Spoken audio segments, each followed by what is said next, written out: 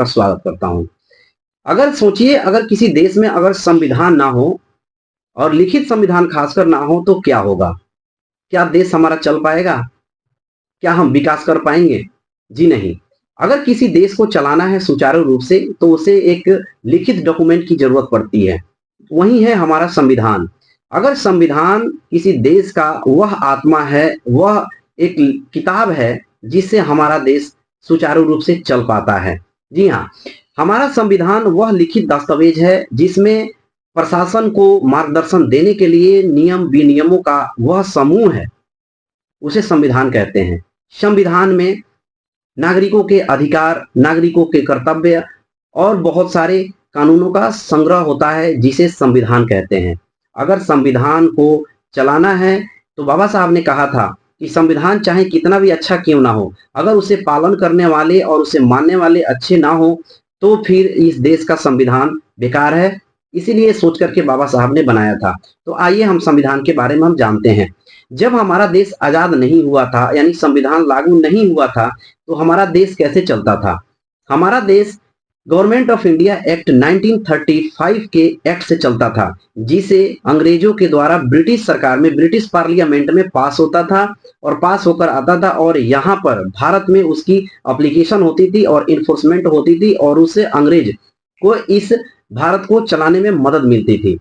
जी हाँ, हमारे संविधान को सबसे पहले बनाने के लिए एक कॉन्स्टिट्यूएंट असेंबली की जरूरत थी, जिसे 9 दिसंबर 1946 को एक कॉन्स्टिट्यूएंट असेंबली की बैठक की गई। उसके बाद 29 अगस्त 1947 को ड्राफ्टिंग कमेटी की व्यवस्था की गई और उस ड्राफ्टिंग कमेटी का अध्यक्ष चुना गया बाबा साहब भीमराव अंबेडकर को, जिनकी अध्यक्षता में संविधान को लिखने का कार्य पूर्ण हुआ, जिसमें 2 साल 11 महीना 18 दिन लगे। अभी तक हमारे संविधान को 106 बार अमेंडमेंट किया जा चुका है। संविधान को 26 जनवरी 1950 को पूर्णतः रूप से लागू कर दिया गया, लेकिन उससे पहले एक डेट आता है 26 नवंबर 1949। इस समय भारत के लिए वह संविधान दिवस के रूप में मनाया जाता है।